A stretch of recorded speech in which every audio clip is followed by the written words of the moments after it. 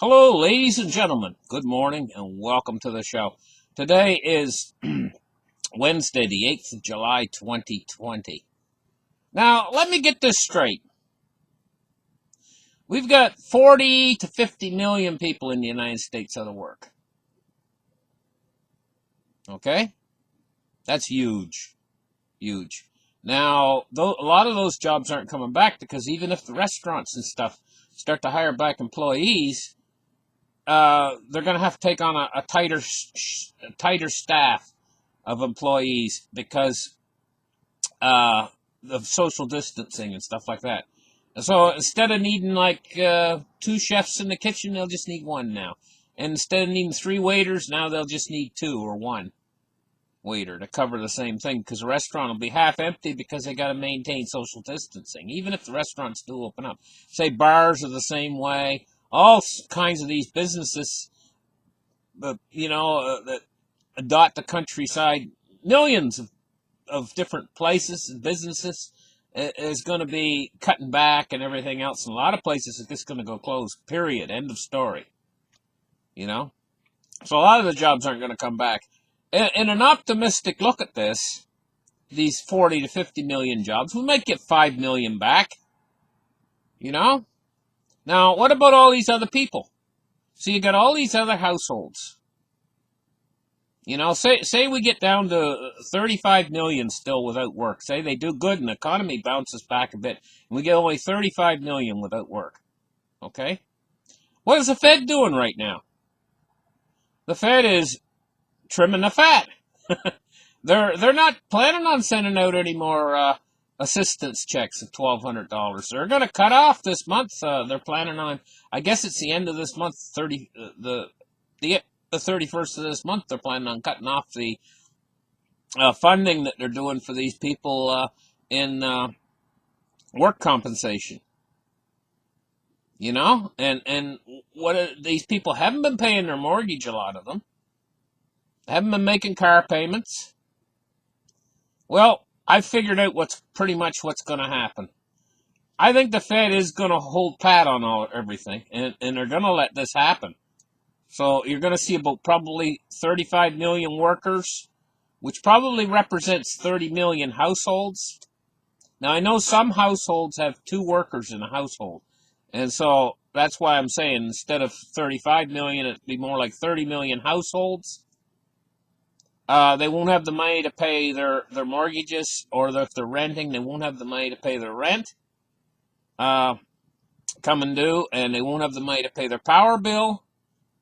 They just, period, end of story. They'll start dipping in, and a lot of them, how many now have enough savings, of that 30 million, have enough savings to carry them through a little while longer, a few more months? Well, we're probably looking at 5 million of them.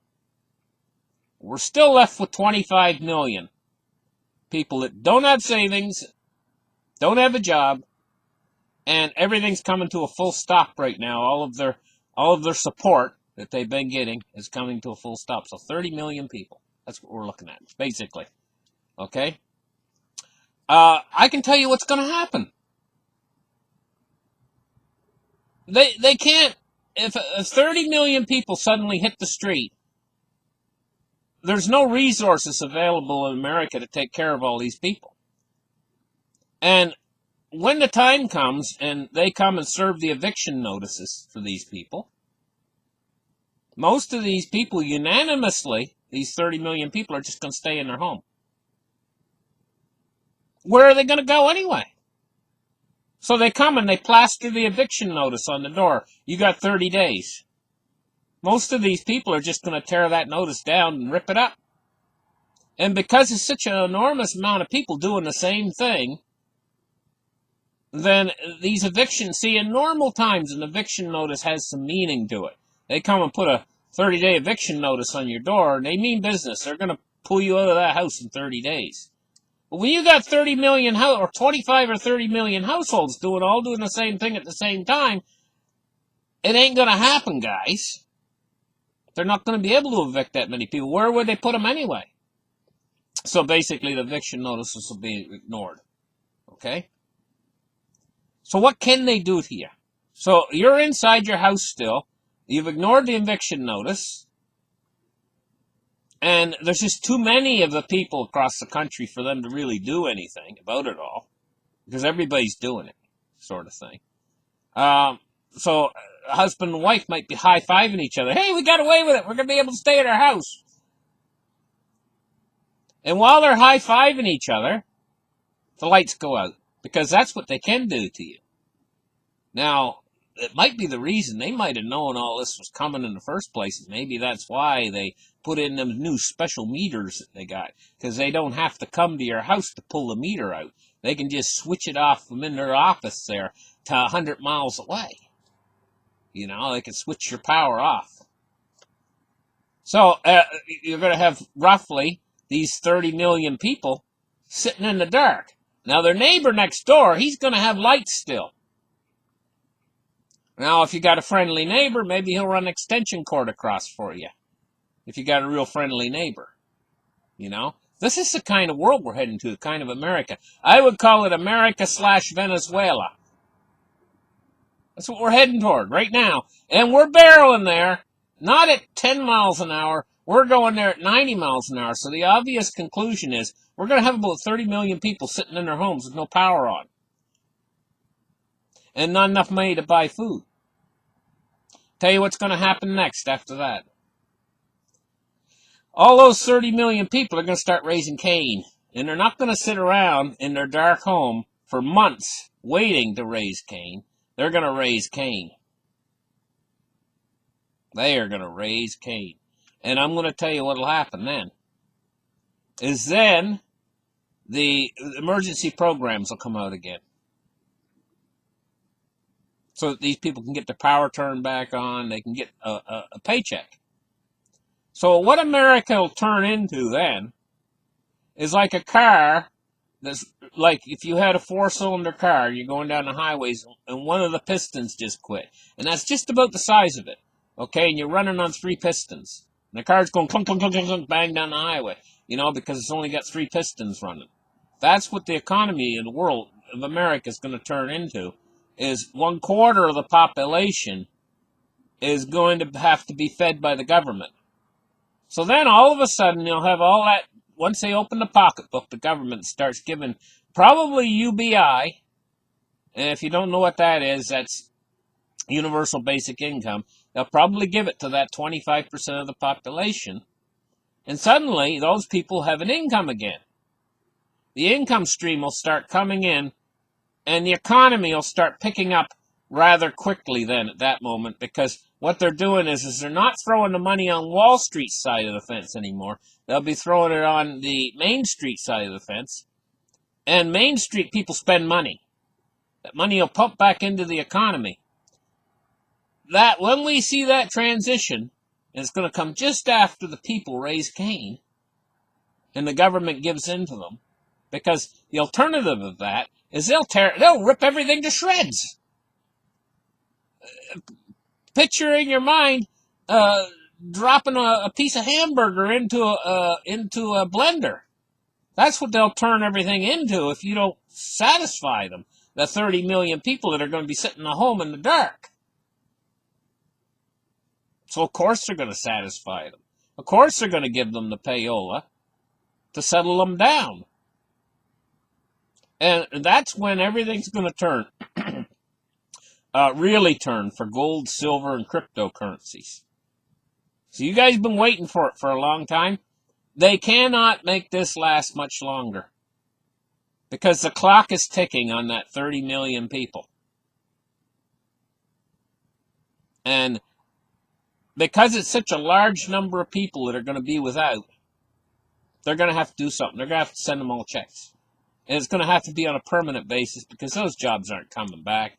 And so the economy is going to continue to run that way for quite a while on 3 cylinders, with 25% of the population, basically, and 75% of the population, 75% of the economy going along. But once they start giving them all that money, then we got full 4 cylinders again, even though it's UBI, but the inflation monster will be let out of the box, never to be put back in again. And we'll see the beginning stages of hyperinflation, which is called the acceleration phase, which generally lasts about 2 years. It's when prices increase daily. Compounding inflation everywhere. Everything you see, everything you buy, everything you touch goes up. And what it leads to is poverty, because your wages don't keep up. So this crisis is going to be a long-lasting thing, and that's the way I see it playing out. Anyway, let's get into the markets right now. Let's take a look at what's going on. Let's start the charts right here and take a look at the silver price today. Silver and gold are already starting to go up, but it's a little bit premature yet because they're holding pat. Because you got the Federal Reserve holding pat on everything and being stingy with the money, we could see a little drop in the gold and silver and in the stock market and everything else before they release the floodgates of money. The way I see it is the 30 million people, roughly, and that's 30 million households, I should say, which is actually more people out of work, but 30 million households that don't have any savings, or not enough savings to tide them through. They're only going to push them so far because they're such a large crew before they like I say, raise Cain. And at that point, then they'll give in, and that's when we're really going to see the rush into gold and silver. You think you're seeing something now, you're not seeing nothing yet. You haven't seen nothing yet, because confidence then will start to be lost in the purchasing power of the dollar, and there's going to be a race for the door like you've never seen in your life. And so, yeah. Like Jim Rickards said, $50,000 gold? I don't see a problem with that. And silver going to a 1 to 10 ratio? I don't see a problem with that. You know? So now you're getting an idea where I think silver actually could go in the final stages of this. Just do the math. 10 to 1 ratio, $50,000 gold. What's that, $5,000 silver? But by that time, your dollar ain't going to buy what it buys now, let me tell you. It ain't going to buy what it buys now. But still, which would you rather have? Your $5,000 silver coins, or that IRSP or whatever you got saved away in the bank right now for your retirement? Which would you rather have? Because that is going to get eaten away so bad with inflation, where silver's going to keep up with inflation. Where your dollars that you got saved right now, they can buy a lot. You can buy a lot of silver with them. You know? But you wait a few years, and they're not going to buy hardly any silver, but the silver will still have held its value. And that's why what silver is actually for, and what gold is actually for, is preserving your purchasing power. That's what it's really for. And it does that job rather well. It honest to goodness, it's... Anyway, $18.63 for silver. We're seeing it up 37 cents today so far. It's been as high as $18.80 on the day. Let's take a look at gold. $1,810. So it's actually smashed through the $1,800 barrier and heading for $2,000. Let's take a look at cryptocurrencies today. We're looking at 275.6 billion with a 63.0% Bitcoin dominance, and $9,416 for Bitcoin. We see Bitcoins went up about $200 in the last day. So, I mean, if a guy bought a Bitcoin yesterday, and today he's already made a couple $100 on it. Just, Bitcoin's run's just getting started, I think. I think you can see it following gold. You get a day where gold pops, and Bitcoin starts to pop generally. It's making its way into being a safe haven asset for money, just like gold is. I mean, these guys that argue that cryptocurrency can't be worth anything. Well, why is gold worth anything? If you want to take that same argument. They both follow very similar lines. You take gold, for instance, they mine it out of the ground. Well, cryptocurrency, you mine it out of the internet. It takes work to get gold. It takes work to get cryptocurrency. Gold's limited in quantity. Cryptocurrency's limited in quantity. It has all the earmarks Oh, and it's a store of value. You can store Bitcoin away and go back and get it years later, and it's still worth money. The same way with gold. Gold is be able to store it away, and it comes back later. It's still worth money. They both have very similarities. Where the dollar has one big shortcoming. I mean, you can store dollars away and go back and get them. But the thing is the big shortcoming for the dollar is inflation. And the inflation is there because they can print unlimited quantities of them. Where they can't. You can't with Bitcoin. You can't make unlimited quantities of Bitcoin. Sure, you can make a different coin, and you could call it Coin 5 or Bitcoin 93 or whatever you want. You can make as many of them as you want. But they're not the original Bitcoin. That's like a guy going out there and trying to make a different dollar, his own dollar, George dollar. It's not worth anything. It's the U.S. dollar that's worth something. He can make his own dollar, but it doesn't mean it's going to be a real dollar. And it's the same way with Bitcoin. You can make an alternative Bitcoin, a Bitcoin-like coin, but it's not going to be worth anything. It's the original Bitcoin that's worth something. Anyway, I've rambled on a little bit. Let's take a look at the Dow Jones today. It's up 8 points. It's not a lot today. The stock market now is starting to hyperinflate with the dollar. But we could be looking at a little period of time if the Fed doesn't do something to step in and put more stimulus measures. And I think what they're doing is wait and see attitude.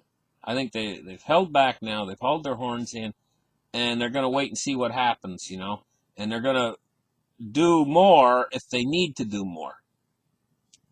I think they're going to need to do more, and it's going to be a lot more. A lot more. It's going to be exponentially more.